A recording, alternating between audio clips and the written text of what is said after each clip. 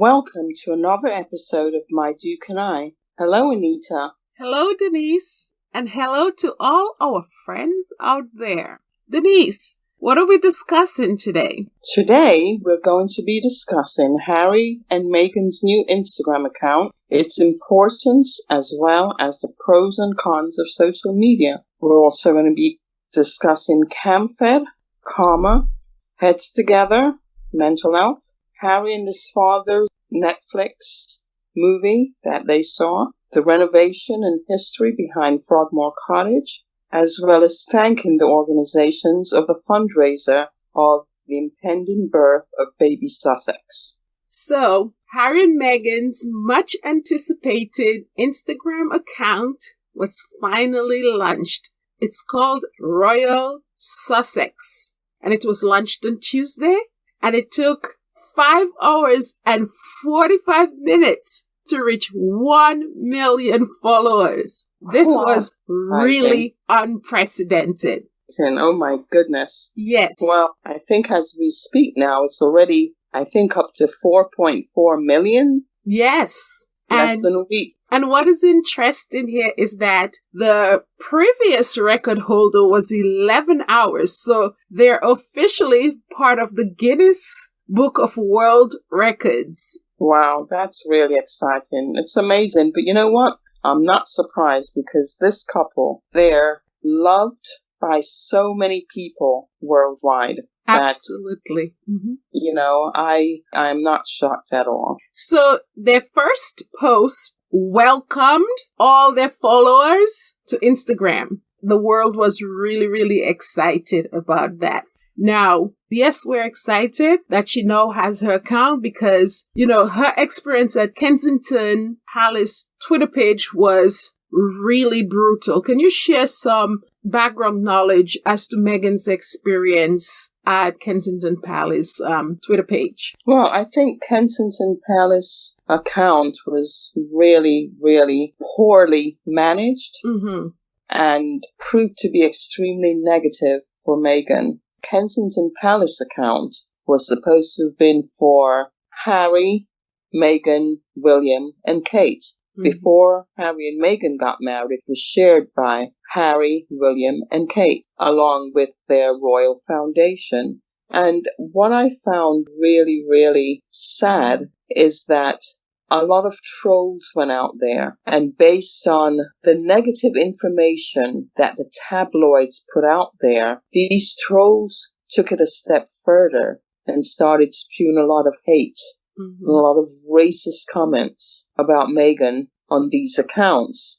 Now, what I found really appalling is that both Twitter and Instagram, they have mute buttons. On Twitter, you can filter out comments or words. On IG, you can actually turn the comments off. And Kensington Palace staff left all of the vile, nasty messages up there. And I just found that really appalling because in no other professional environment would they have allowed that to happen.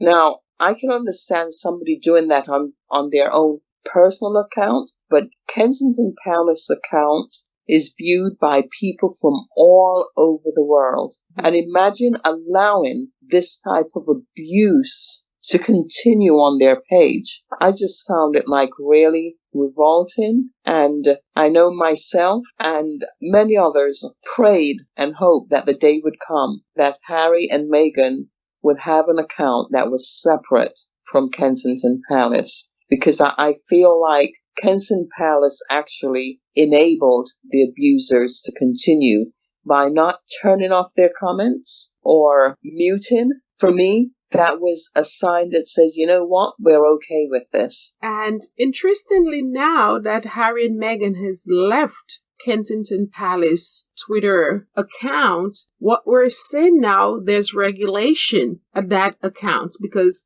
comments that are not welcome are being blocked or deleted, and people who are saying things that they're not pleased with, they're being blocked. So I'm finding that this is a double standard. Why wasn't that done for Meghan when there was so much abuse So I'm just happy that they now have the account. And not only that, the information that is presented in that account is beautifully written. And I'm just really happy that I could go somewhere and look at whatever they put out and not to have to worry about seeing something that is vile or offensive. Because they're using Instagram, what they now have is more leverage in terms of what they write, in terms of the length of the text that is written. To me, it has more information in it. I'm hearing Megan's voice in it. You know, she's very articulate. And basically what they're doing is using that Instagram account to shine a light on their causes, which is pretty much what we're doing here at My Duke and I. Yes, I think that's really good because now Sussex Royal is actually a professional account. Absolutely. And all of the distraction that KP had on theirs, it's no longer there. And it, you know, like you said, it's detailed and it is shining a light on their different causes and enlightening people as to what they do. Where before on the KP account, basically all they did was threw up whatever picture, the worst picture that they could find, and they just kind of slapped a heading on it, and that was it. And that was so unprofessional. And as you said, they're now blocking people. If somebody says, I know several people that have been blocked by KP because they asked a question about William that KP didn't like. And so instead of responding, they've blocked them. And so what they're basically showing to the world is that, yes, we could have done this all along, but we just didn't want to. That's right. And yes, and so for William is supposed to be a future king, this is actually sending a really, really bad message to the 53 Commonwealth countries that he someday hoped to be head of state of. For instance, this past Sunday, there was a post of William, and this post consisted of pictures with his M15 training, and that picture was a picture of people of color, black people, showing these people as terrorists. And myself and many others found that really, really disturbing, insensitive, especially in light of what just happened in New Zealand. In New Zealand, the terrorist was not a black man. The terrorist was a white man. Putting that together with all the abuse, all the racist abuse that Meghan received on Kensington Palace account, I found it rather disturbing that they would have selected a picture like that, especially with William hoping to be the future king of 53 Commonwealth countries. That's 96% people of color. So now, to me, you're saying that people of color are terrorists. And of all the pictures to choose, they went out there on Lonely Planet and selected a picture that had nothing to do with terrorism and posted it, associated it with terrorism. I think that was bad. And just to further expand on that, the white man that committed that horrific crime in New Zealand, I remember the day after the event, William went to a rugby match and he was asked about the terrorist attack in New Zealand, and he didn't offer condolences to the people. What he did instead, he said, I think there's a family in this match that was affected. And then he went on to say, yes, but we have a match to play, something to that effect. And now, here it is. It's been 6 weeks. And the people there have buried their dead. And no member of the royal family was present for the funerals. In fact, I think sometime in April, towards the end of April 23rd, I think to be exact, William is supposed to be going to New Zealand. But as someone that's supposed to be the head of the Commonwealth country, I find that despicable. I really do. Because when something as horrific as that happened, you're supposed to be there. You're supposed to show the people that you care. And I'm sure everyone understands why Meghan and Harry couldn't go, because Meghan is now in her 9th month of pregnancy.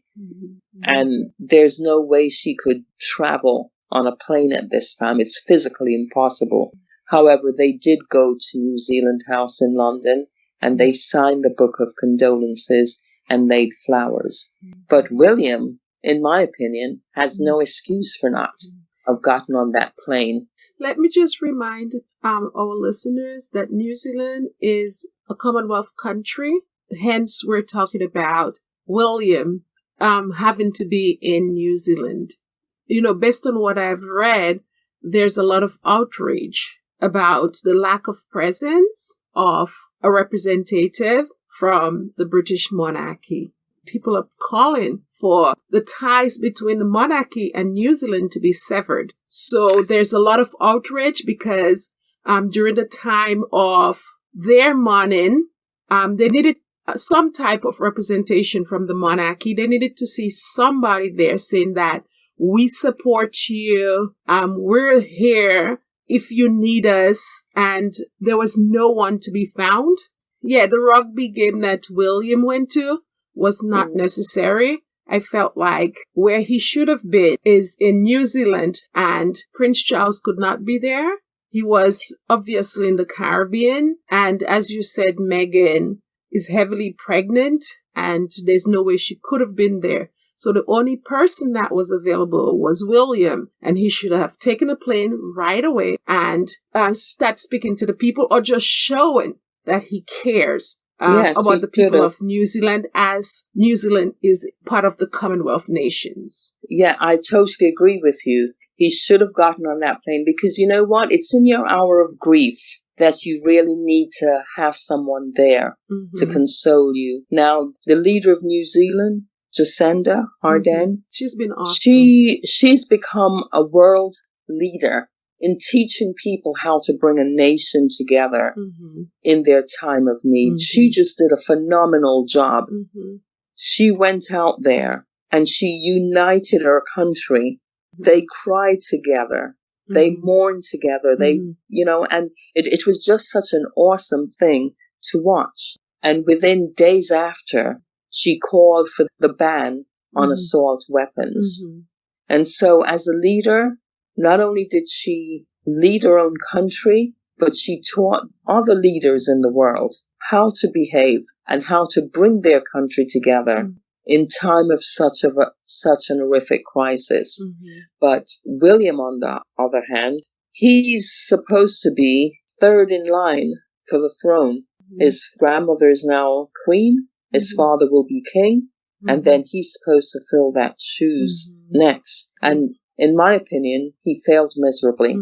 He should have been there. He should have been there. Not only did he not go to New Zealand, but I personally think when Meghan and Harry went to New Zealand House to sign that book of condolence, William should have been right there with them. Absolutely. Because after all, they keep saying Harry's sixth in line. Harry and his wife, Harry's sixth in line to the throne. Meghan is heavily pregnant. And so it would have been easy for her to have stayed home and said, you know what, I'm just, my feet is swollen or whatever. I couldn't go. But they went and they met with the people. Where was William? He was in the country. He was nowhere in sight. He should have been there with them. Absolutely. And so, in my opinion, he has failed. And I don't know what he expects to do 6 weeks later after the people have buried their dead. But to me, it's too little too late. And I think that's reprehensible. Absolutely. I don't know what type of reception he's going to get when he gets to New Zealand. We shall see.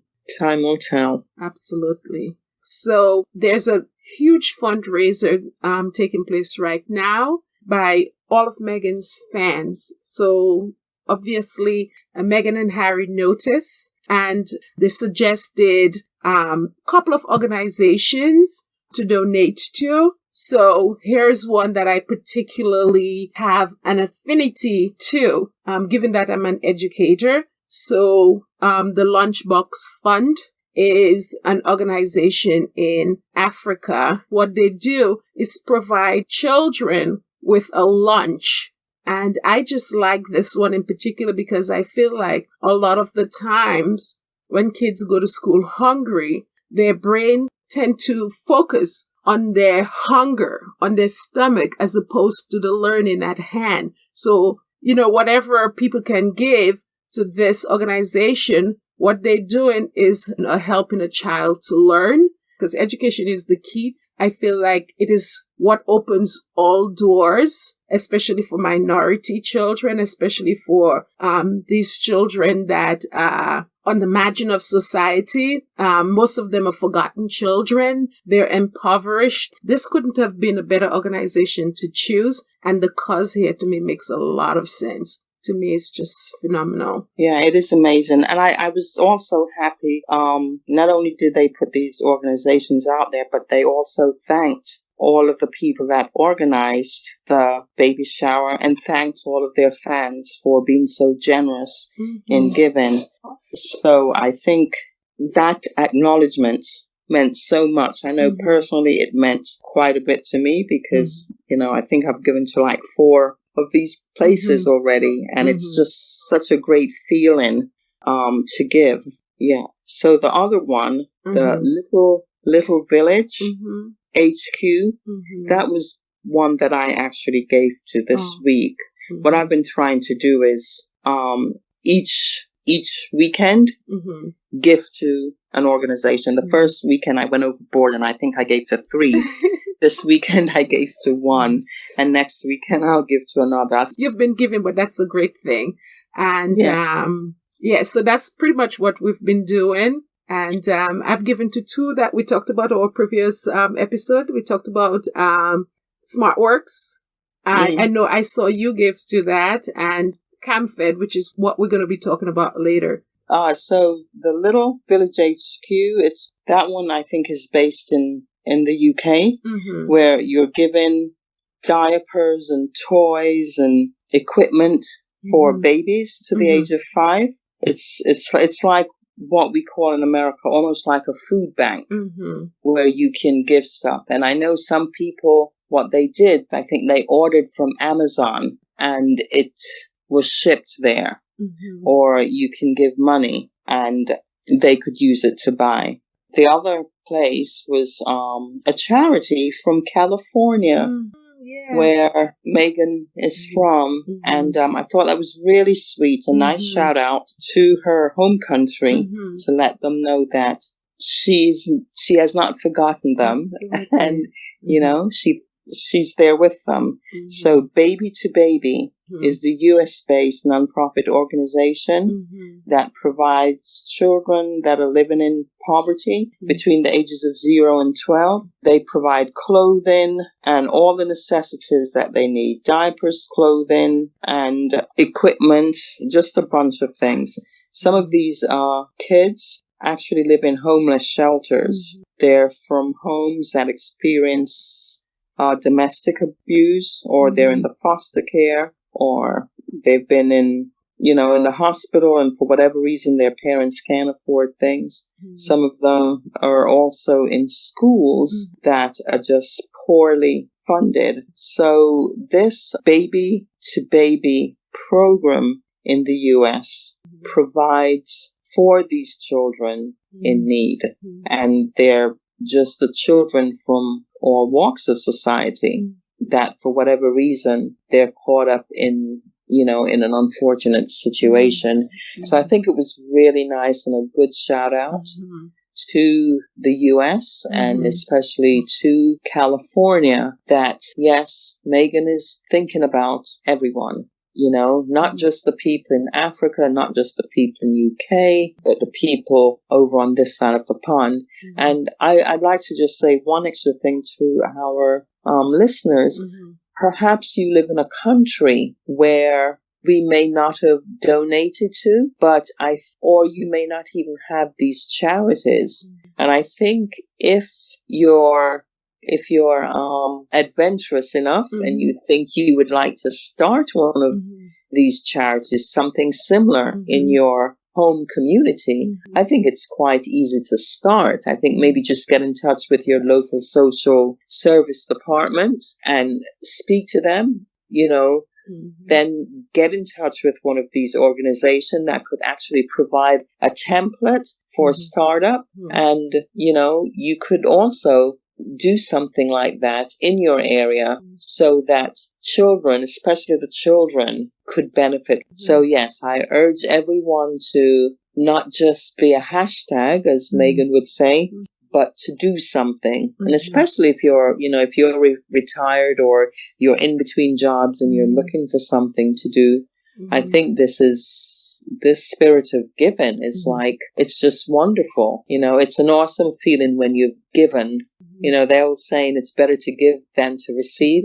I think thousands of us from across the world have felt that these past few weeks as we've been given to these different charities on behalf, soon to be born baby Sussex. Yes, it's an exciting time. Also, I want to point out that, as you said, you've donated clothes. Sometimes people do not have the money to give. However, if you have any used clothes or gently used clothes, what you can do is also donate that too. And it doesn't have to be these particular charities, but even non-for-profit organizations in your community. The Salvation Army, they take clothes, places like that. Yeah, it's just a good thing.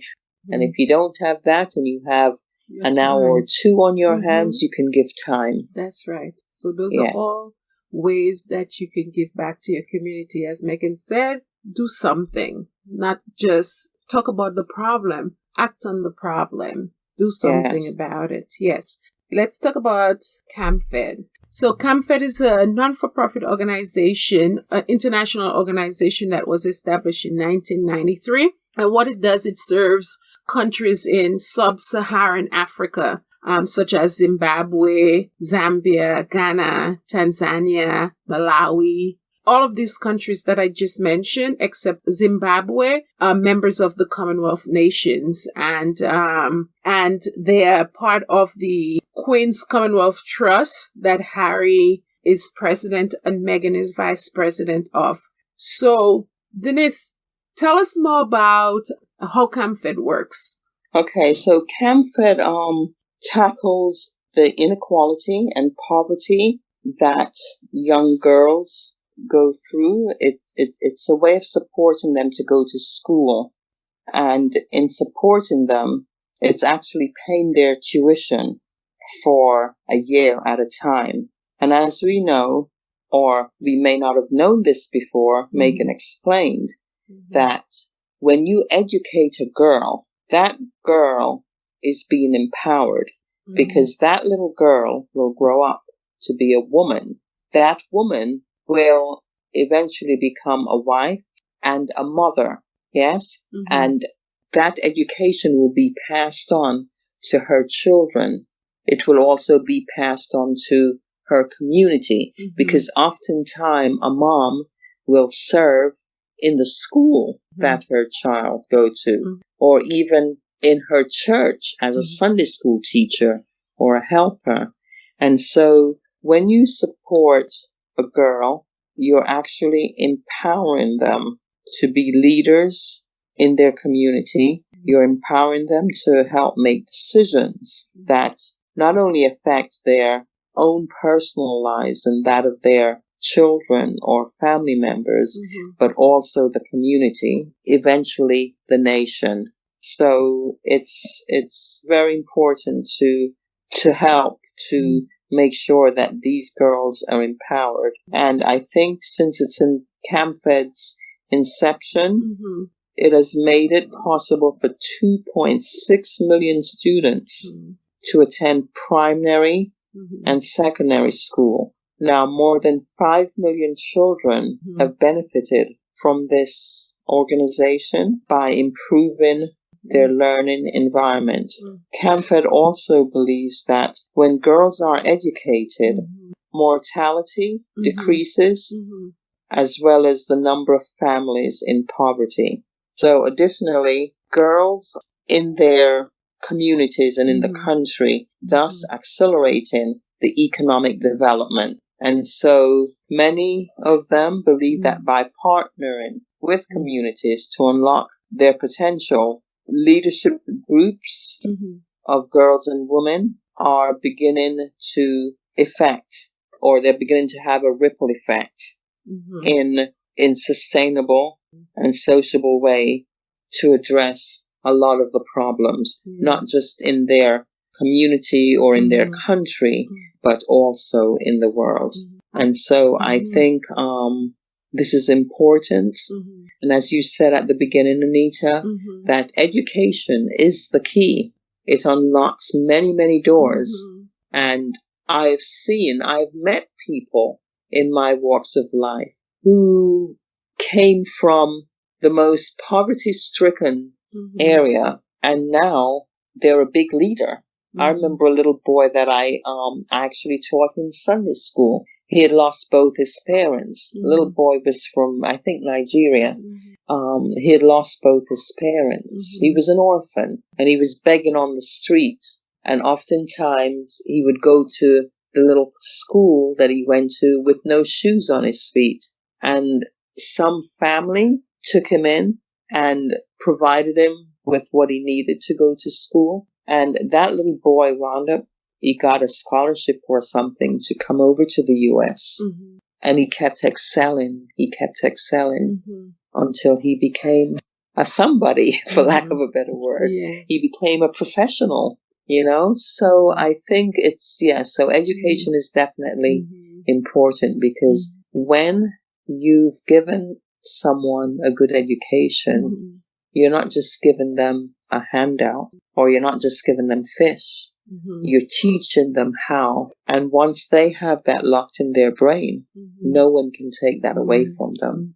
Camfed definitely believes that educated girls are the starting point for social change and the acceleration of economic development. When you unlock the leadership potential of girls and women that are the margin of society, it creates a multiply effect. And I'm going to tell people what a multiply effect is. A multiply effect works like this. If, for example, these girls are empowered, or if they're educated, they have the potential to earn a salary. Once they've earned a salary, what happens? They go out and they spend money. That money goes into somebody else's hand. No, they can either do two things with it. They'll do two things with it. They'll probably save some and spend some. Once they've spent some, that money goes into somebody else's hand. So in order for this to happen, you have to have somebody that is able to earn an income so that they can spend it. So this money just keeps going and going and going from one hand to the other. That's why it's called a ripple effect.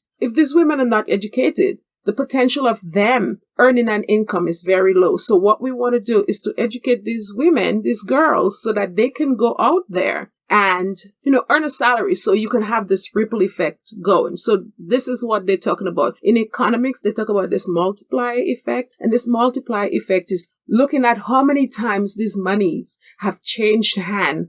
And before you know it, the number of hands that it has changed will be multiplied by the original amount. So if they started off with $10 and it has moved through hands and hands and hands in their community, then you're counting the number of hands that it has changed or it has passed through, and then you're multiplying that by the original amount. So that is what they call the multiplier effect. This is the economics behind it. Like you said,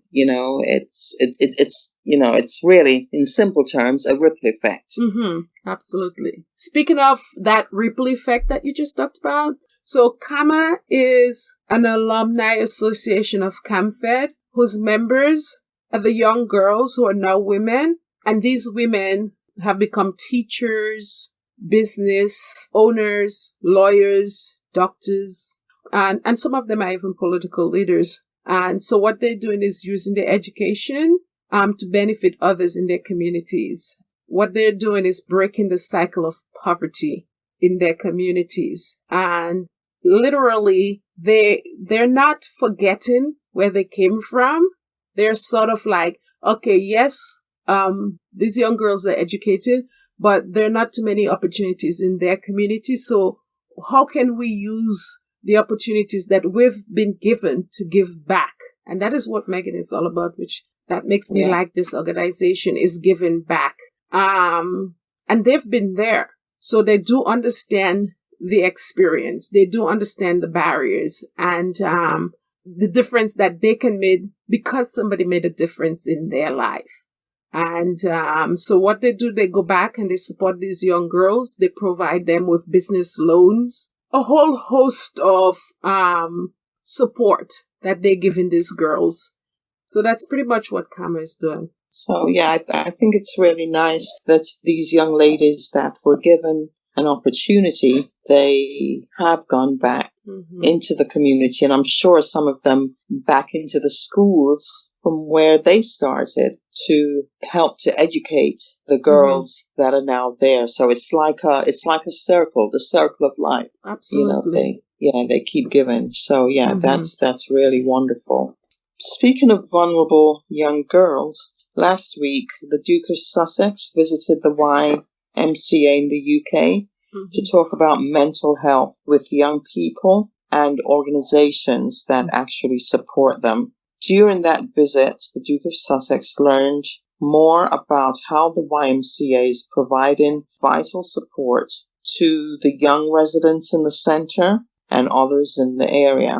Now, as part of the Duke of Sussex's desire to help young people who are struggling with mental health issues, he founded this organization a while ago. He actually said in a conversation, a roundtable discussion last year, that the idea came to him, I guess, born out of his own struggles with dealing with the death of his mother. And so he had this idea and he wrote it on the back of a cigarette box and shared it with his brother on how they needed to organize a way to offer help, mental help, to people that had struggles such as himself. And so from that initial idea written on the box of a pack of cigarettes to discussion, they took it a bit further, and William's wife helped to, I guess, put it on paper and came up with a way to market it to everyone. And as a result of that, Heads Together was formed. I think the first year they actually they did a marathon to sell the idea to the public. All three of them took part in a marathon to make sure that the public was aware of what they were doing, and they were able to raise funds to actually begin really getting the word out. Well, I think Harry himself has single-handedly really done a great job in promoting this Heads Together. And a big part of it is because he himself struggled with the loss of his mother. He felt, I guess, a gaping hole in his heart that he was not able to explain to anyone. I think a big part of it was because of the family that he's born into, a family that up until now was not encouraged to share their feelings, especially not in public. And as you know, Harry is a man that actually wears his heart on his sleeve, so it's very difficult for him to hide. And so I think a lot of the antics that he did when he was a youth was born out of the grief of losing his mother at the tender age of 12. I mean, I just can't even imagine a child one day coming home and finding that their mother in an instant was gone. And so, yes, Harry struggled with that right into his adult life, I think, up until the point where he met his wife. And now he's a big advocate in promoting mental health, not just to adults, but also to children, because even children, which he was a child himself, he was a child of 12, but there are even kids that are even younger sometimes, have issues with mental health. And up until now, the society that we live in has stigmatized that illness. And a lot of people, a lot of families still find it very difficult to talk about the mental problems or issues that they're going through. And so what Harry has done by putting himself out there, he is actually removing the stigma from this, because he's telling people that, yes, I once suffered mentally. I felt I had nobody that I could talk to about what I was feeling inside. And so he found different ways to cope with it, ways that sometimes people would look on as destructive. And a big part of that, again, like I said, was because of the family that he's from, and a big part of it's society too, because society, I think, for generations after generations, have stigmatized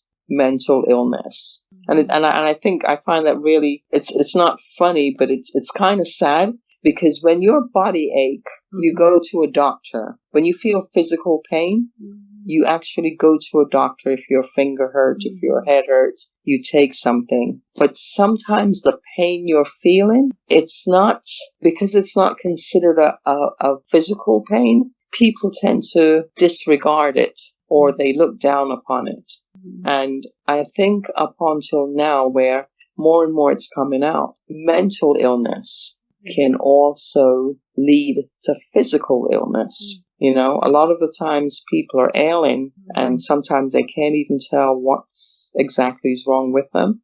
But a big part of it is because they're going through some sort of a mental turmoil in their lives, and it sometimes manifests itself into something physical. And as Harry said, people should look at mental health and treat it just like how they would want to treat something that is physical. We tend to neglect the mental health part, and if something is wrong with us physical, everybody wants to help. We should pretty much treat mental health the same way. And one thing, we saw Harry in his younger days was acting out, and that was definitely a way of coping with the pain. And the fact that he's trying to eradicate the stigma that is associated with mental health is causing a lot of people to not be ashamed of whatever the issues that they have, whatever their situation is, whatever their challenge or their disorder is. Let's take away the stigma from that. And it's only when the stigma is gone that people will be able to come out and say, you know what, I have this issue and I need help for it. So normalize mental health. Make people know that, hey, this is something that your brother, your sister, whoever in your family can go through. And if they have a mental health issue, it's okay to talk about it so that they can go ahead and seek the help that they need instead of being ashamed of it. And that shame is what that prevents a lot of people from not seeking the help that they need. So Harry wants to be able to talk about mental health just like something that is wrong with you physically, so that you're not feeling ashamed to get the help that you need, because the longer you take to get the help is the more severe the condition becomes. So I agree with him on that. Oh yeah, I definitely agree too, because like I said, when your body hurts, you can walk into a doctor and say, my body's hurting. And yet, when your mind is hurting, most people find it difficult to talk about that pain that they're feeling in their mind or in their heart, in their emotions. And we're seeing nowadays where if a mental issue is not taken seriously, and if that person is not helped, it can really become a catastrophe, not just for the person, but for society. Because, if you think about a lot of the mass murders that's happened in our country, in other countries, and most recently New Zealand, the first thing they'll say is, oh, the person was suffering from mental illness.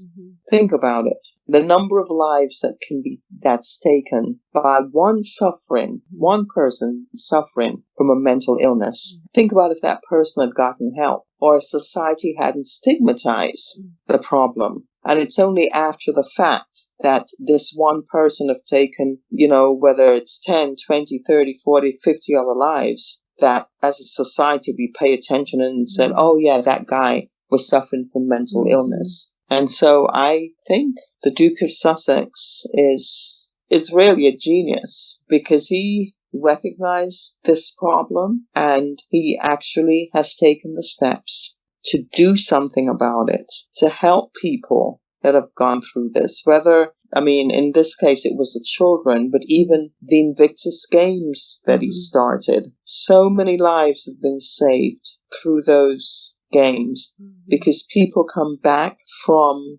serving in the military. Some of them come back without limbs. Some of them, did their job in the military and they come home and they feel guilty because, they may have taken a life or something like that in war. And there is no help for them, or even if, say, the VA offer them help, they won't go for help because they feel ashamed. And so they internalize it to the point where it makes them sometimes feel hopeless. They begin to despair. And even more recently, they've said that even the suicide rate has skyrocketed because of people not knowing how to deal with the mental issues that they have. And so I think when you have someone like the Duke of Sussex with the platform that he has, putting himself out there and saying, yes, it's okay to talk about this. It's okay to seek help. It's okay to share it with someone. It carries a lot of weight. It carries a lot of weight. And not only does it carry a lot of weight, he's actually saying to people, I empathize with you because I also suffered because of my mother's death. So there's nothing to reach a person like someone who have walked in their shoes. You know what's the old saying? Until you've walked a mile in someone's shoes, you can't really experience or tell them how they feel. I think the Duke of Sussex is able to do that, and people believe him. And that is one of the things that make him so relatable, because he's not afraid, he's not ashamed to tell people, you know what, I've been there. That's really, that's definitely brave of him. And to be in such a prominent position, and for him to acknowledge that he is hurting inside, and the only way that he was able to overcome that pain, the hurt that he was feeling that was causing him to act out, is because he was able to talk about it and acknowledge it and put himself out there for the world to see. That's just really brave on his part, and he's definitely a role model for a lot of people. And I feel like even with the Invictus game, and as you said, a lot of these veterans, they may have, not take somebody's life, but they may have seen people that they knew have lost their lives, and that too can be really painful for a lot of them. And sometimes there's a lot of guilt that is associated with that. And all of those things can definitely weigh on their mind, and eventually they find themselves depressed. But whatever the situation is that they're feeling that is causing them to not be able to function, it's just good to know that the Invictus game, they can find purpose through whatever the competition that they're in. And even within that, be able to talk to maybe some of the participants of the game and maybe find some resource through the Invictus game to deal with or to cope with the pain or their suffering. So, Harry, not only with the Invictus game, these programs are in schools. These programs have transferred even to the work environment, Heads Together. So there's a lot of things that Heads Together is doing. Having employers know how to deal with their employees, or having a resource bank of help or places that people can turn to, or even in the schools lessons that the Heads Together has put together for teachers to be able to teach. So they're doing a lot. That foundation is doing a lot to help people. And as I say, Harry is selfless, And that's why he's called the People's Prince, because exactly. there's a connection. People feel like if he's able to go out there in such a position and say, you know what, yes, I had mental health problems, and, putting himself out there and saying that and acknowledging that, that's just really brave on his part and would make other people come forward and seek the help that they need. So brave. Yeah, I think, well, it's like any disease, really. Someone may have arthritis. Somebody else may have kidney disease. Somebody else may have diabetes, and I think society put labels on different types of illnesses, but it's amazing that up until now, there hasn't been any sort of an emphasis placed on mental illness until now. And if you're a person with mental illness that mental illness can really, like I said before, affect many, many things in your body, because from mental illness comes depression, anxiety. So it manifests itself in many ways. Yeah, in many, many ways. So if your mind is not healthy, then your body won't be healthy either. And saying that also too, it also affects your immediate family and your extended family. So yes, I hate to say ripple effect, because we want to think of ripple effect in a positive way, but it has a ripple effect. It affects everybody around you, and not only that, it's nice that Harry and them see that it affects everybody around you. And if you go into the workplace, it affects the people in your workplace. And cost companies millions of dollars every year because of these issues. So, hey, Harry was able to acknowledge his mental illness. He was able to overcome it. And wherever you are, or ourselves, we need to, if we have an issue, we shouldn't be afraid or ashamed to admit it and seek the help that we need to make ourselves better. Yeah, that's why they have psychiatrists. That's why they have counselors. And these are mental health doctors that you can go and sit and talk to. And in some cases, there are some people that need medication, because you think about a person that's schizophrenic, or someone that suffers from, ADHD, attention deficit disorder. I mean, there's so many different forms of it, and yet up until now, people were not encouraged to even admit that they were suffering from that. So I think that now that the Duke of Sussex is shedding a light, he's not just shedding a light on, for the people in the UK, but he's shedding a light globally because of his popularity and Meghan's popularity. The whole world is paying attention right now. And so that's a good thing. Definitely. Yeah. So speaking of Harry, the next event that he attended was with his father and his brother. The last time we saw them all together was about 3 years ago. What Harry and Prince Charles and his brother attended was Netflix world premiere of Our Planet. And, Charles has such a passion about preserving the environment, and he definitely passed on this passion to Prince Harry.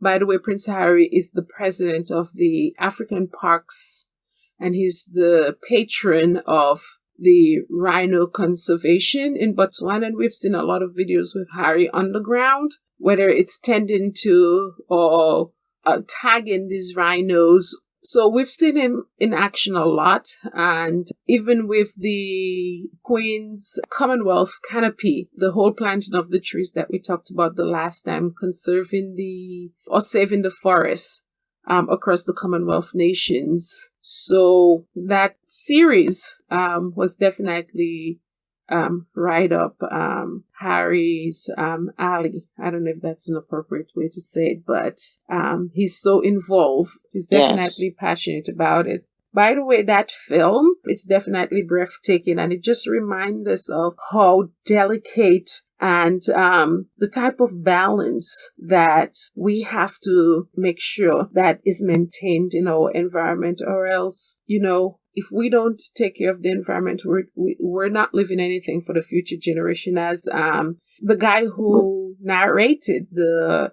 series said, we have to recognize that every breath of air we take, every mouthful of food we take comes from the natural world. See? Exactly. The breath that we take, that's powerful. If we damage the natural world, we damage ourselves.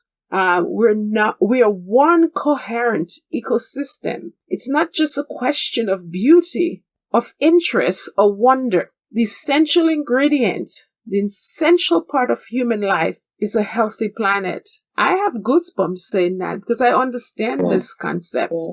Someone was telling me the other day that, I'm not sure if it was you or someone else, the cyclone they just had in Zambia, the place where some of these young ladies live. Mm-hmm. They just had a cyclone there. And a part of the reason for that cyclone is because of the damaged environment. Trees have been uprooted. And so when a natural thing happens, like a cyclone, the soil is not being held together by anything. And so as a result, it causes mudslides. Yeah, there are no trees there to absorb water anymore. They showed a contrast between an area that was deforested and an area that was afforested. And you could have clearly seen that all the houses in the area that was deforested were washed away by the cyclone. The heavy rain that came, as you said, there was mass movement of the soil that took the houses with it. Whereas the location where there wasn't deforestation, these houses, even though they got a lot of rain, they were able to stay standing. So we are definitely contributing to the problem that we're seeing. And as Attenborough said, if we damage the natural world, we're damaging ourselves because a lot of lives were lost. Not only that, the ramification after that. Now you have people that are homeless. You have people that spent their whole life building that house that they lost. And everything now is gone. So we really have to think about what we're doing to this world. And, it does come back. So we have to really think about our actions and how we're potentially putting ourselves at risk. So all these things that are happening is definitely food for thought. Yeah, it's good that members of the royal family are actually shedding a light on these different things. And I think it's one of the good things about especially the British royal family. But within, recent years, I think Prince Harry, more than anyone else, has actually taken his father's message out and put it in language that the younger generation can understand. I think when he speaks about whether it's the environment or whether the ocean, he goes back to the things that his father taught him. And he reminds people, especially the older people, he'll say, my father has been talking about this for a long time, since I was, a baby. And so now it's almost as if, for some people, it's the first time they're hearing it. But to the people that's, say, 20 years or older, Prince Charles has been saying these things all their lives, but nobody paid attention, nobody listened. And so now we're seeing the effects of what he was talking about. And I think it's really nice to see that his son is taking it a step further. And he's speaking to the next generation in a language that they understand. And he's not just in words, but even in actions, like when he goes out there and he plants a tree, or he does something to help the environment, even going over to Africa and saving the elephants or the rhinos, that it's just amazing. I straying a little bit, in one of the pictures that he and Megan put on their Instagram, did you see that picture of them with the elephant? They sedated the elephant so that they could put the tracking equipment, to track them and to make sure that they weren't being hunted and killed, by the poachers. I mean, I think it's so amazing. And that also told me that even before Meghan was even engaged to Prince Harry, she was actually working with him to save the environment, to save the animals, because she went over to Africa and she was helping him to do his work in Botswana. And I think that is just so amazing. So yeah, it was a nice surprise, a pleasant surprise to see that picture posted, because without saying a word, they showed us how long they've been a team working together. And I think that's really nice. I just had to interject that because I just thought about it. I just kind of visualized that picture that they posted on Instagram. And for anyone that hasn't seen it, go out there and take a look. At Sussex Royale. Sussex Royale. They're definitely compatible. They have the same beliefs. And the things that they're after makes a lot of sense to me. Who wouldn't want to live this world a better place, or at least the way we found it? So that's just awesome there. Yeah. So speaking of Harry and Meghan, we see that they've definitely made a move from Kensington Palace to Frogmore Cottage, right?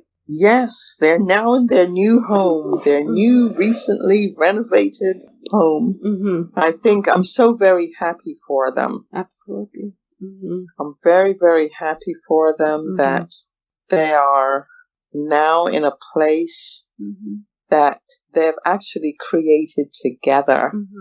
Because have you seen pictures of Frogmore House before they moved in? It definitely needed a renovation. Yeah. It was, 10 bedrooms, built in, was 1792 it was built? Yes. Yes, so like centuries old. And to see now that it's a modern, beautiful mansion, the 10 bedrooms is now 5 bedrooms, with the kind of space that they need and with everything that their heart desire in a home. I think it's really wonderful. And it's wonderful because they just didn't go out and buy a house that existed. They actually sat down together and decided what they wanted in a home, put it together. I mean, together they laid it out, put it on paper, had the blueprints drawn up, shelled the building that was there, and built it up again from scratch. And so now it's not just a home, but it's our home that we built together for our little family. And that just gives me such a feeling of happiness, because I myself have been there with my husband. When you're building a home and you're watching it go up one brick at a time to the finish, it's an amazing feeling. And this Frogmore cottage, like I said before, was built in 1792 for Queen Charlotte, the wife of King George III. And incidentally, for people that don't know, Queen Charlotte was an African woman. Yeah, wow. She was. That's, it's kind of a history, it's kind of whitewash Queen Charlotte's history, but Charlotte actually came from Africa. She was a mulatto and she was married to King George III. And so that home was built as a retreat for her. And then later on, in 1887, there was an immigrant from India by the name of Abdul Karim who came over with his wife, who worked for Queen Victoria. He was Queen Victoria's advisor and teacher, and she became really fond of him. He stayed with her until she died. And when she died, this gentleman was evicted. He was evicted by the staff and members of the courtiers, who I suspect a big part of it was not only jealousy, but racism, because racism went back then, in fact. Britain is the original colonizers that, started that whole racism thing.